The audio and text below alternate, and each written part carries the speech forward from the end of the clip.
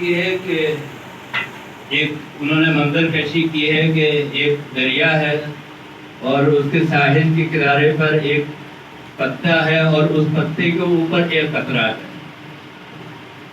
اب دریا کے درمیان اور قطرے کے درمیان گفتگو ہو رہی ہے. دریا کہتا ہے کہ ای سخن دریا بگوش قطرہ کو، ای سخن دریا بگوش قطرہ کو، ہر کے در مامی شبت مامی شبت. ابھی تم ساحل کے اوپر اکیلے اکیلے بیٹھے ہوئے، سب تمہیں قطرہ کہتے ہیں، تمہاری کوئی حیثیت ہی نہیں ہے، تمہاری کوئی ویلیو ہی نہیں. تم ہمارے اندر آ جاؤ تو پھر تمہیں قطرہ کوئی نہیں کہے گا، سب دریا کہے گا.